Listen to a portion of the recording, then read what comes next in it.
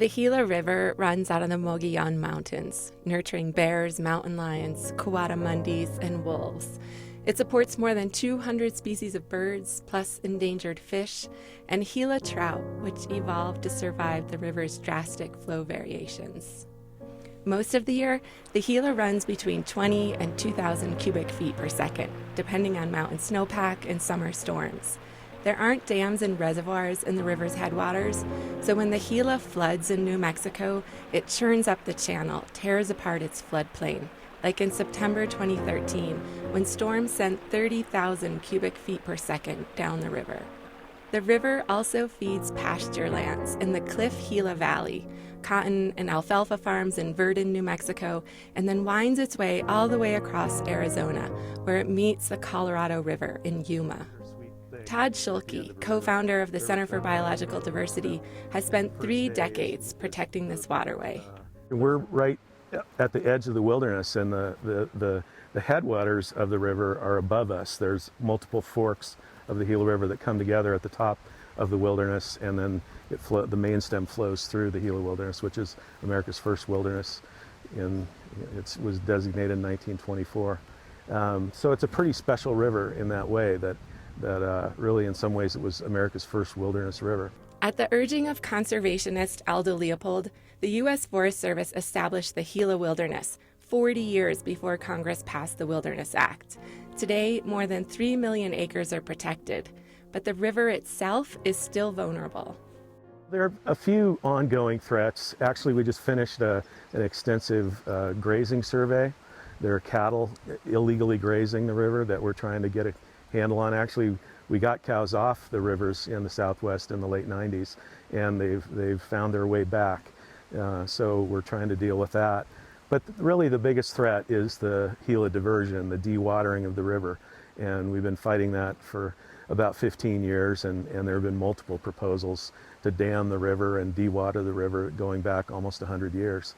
So it's been this ongoing battle just to keep the river flowing in this natural state.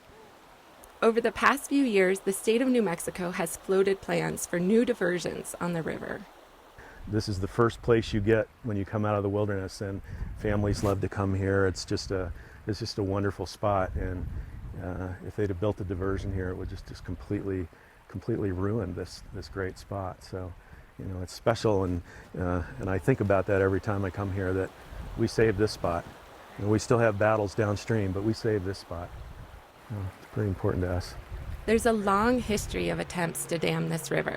In the early 1900s, the federal government dropped plans for 2 different dams, realizing the river's flows were too varied and too small. But in the Southwest, where rivers are truly life, battles still raged over the Colorado River and its tributaries like the Gila. In the late 1960s, Congress authorized billions of dollars to build the Central Arizona Project and granted New Mexico additional rights on the Gila. Congress also authorized another dam on the Gila, Hooker Dam, which the growing environmental movement helped defeat. Decades later, New Mexico Senators Pete Domenici and Jeff Bingaman helped Arizona resolve Indian water rights settlements. With that 2004 law, Congress also gave New Mexico a way to leverage those additional Gila water rights, which had languished unused since the 60s. Pay an exchange fee and trade water with the Gila River Indian community downstream in Arizona. That law came with federal funding and a deadline.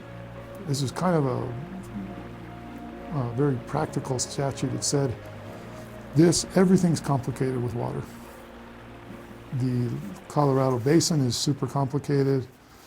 The Gila piece of the Colorado is.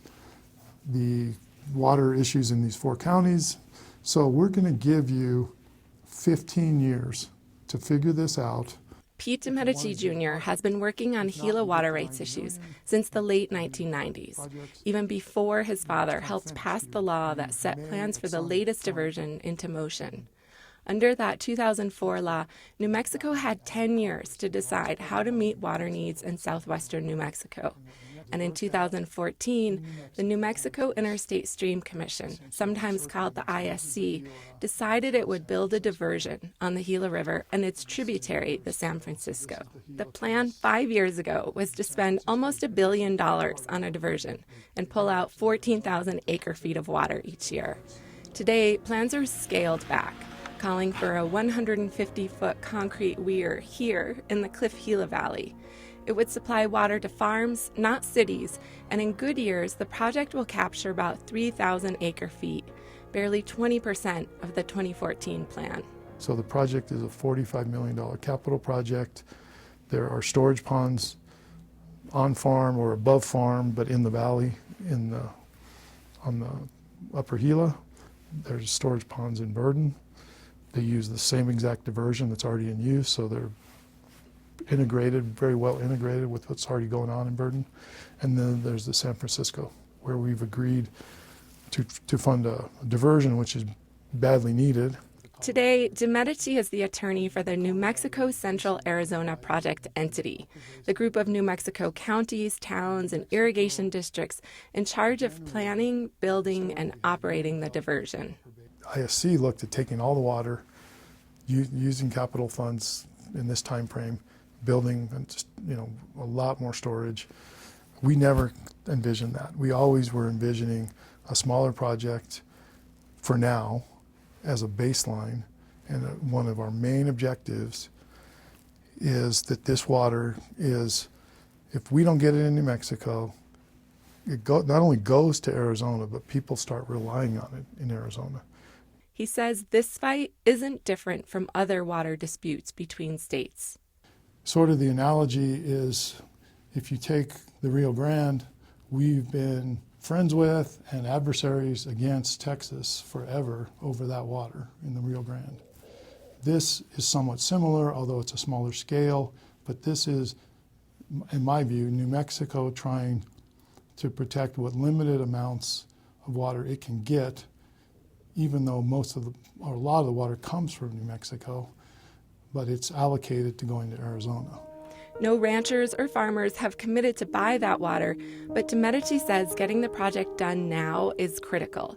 They need to start with the farm components and someday find money to develop the rest of the water he says New Mexico is owed. The heart of this project is New Mexico's historical effort to get its fair share of the Gila drainage before the water goes into Arizona. Not everybody sees it that way. New Mexico's new governor, Michelle Lujan Grisham, opposes the diversion. She even vetoed funding from the state's budget. Some local officials and the federal delegation have pushed back too. With all the controversy, with millions of dollars spent, and with uncertainty about the plan's future, many New Mexicans have strong opinions about the proposed diversion. But most people have never visited the Gila River or seen where the proposed diversion will be. Former Interstate Stream Commission Director Norman Gaum has been fighting the state's plan for years. Well, just focusing on the last 15 years since the Arizona Water Settlements Act was passed, the Interstate Stream Commission convinced the people here that a project was possible and that they could build a project that would help them out. And in fact, that's not true at all. Idea after idea after idea that they've had has failed. He says plans have been fatally flawed in terms of engineering, costs, and funding. There's this web of falsehoods that underlays the project that's led people who really don't have the wherewithal to dig into the reports and understand them, has led them to believe that it's feasible and it's something they can do and that they can pay for, which simply isn't the case. He also says the river doesn't have the water to spare, especially as the climate warms and snowpack declines. And every drop of the Gila has already been allocated. What people need to realize about this diversion is that the water was all spoken for 100 years ago. And so the idea that New Mexico has a water right, it has a water right if it pays to replace the water by importing water from the Colorado River to the Gila River, to replace every bit of water that's diverted here. And the only time that water can be diverted is when all downstream demands are satisfied. Despite the century-long fight over the Gila's water, this project lays bare questions about the future of Western water projects and the future of rivers like the Gila. Unlike rivers all across the United States, the Gila in New Mexico still doesn't have big dams or reservoirs. Well, my personal belief is that the Interstate Stream Commission, the state, didn't do its homework, and what they thought was a solution, in fact, really doesn't work. Now, he says, proponents are rushing to meet deadlines and finish planning by the end of the year, when the federal government needs to make some decisions. Already, the state has spent more than $15 million on plans, consultants, attorneys, and engineers. $75 million is left after the $15 million wasted on bad planning could be spent on good projects. Money could go to non-Gila water projects in Grant County, or to develop a sustainable water supply for mining communities like Hurley. Projects, he says, would benefit tens of thousands of New Mexicans, and not just a few dozen. There are other water infrastructure projects in southwest New Mexico that could be fully funded. The whole backlog list of water infrastructure projects that's been presented to the legislature for funding could all be funded from the Treasury, from the federal dollars that have been deposited into the state's account. But the state's chosen not to do that. But when it comes right down to it, GOM wants to protect the river. It's a very special river. It was set aside so that people could enjoy it in the state that it's in. Aldo Leopold, who I've come through my life to respect enormously, had the foresight to recognize its value and set it aside. So what I wish that people knew about it is what a special place it is and why it deserves to be protected and why we need to save it for the generations that come after us. For New Mexico in Focus and Our Land, I'm Laura Paskus.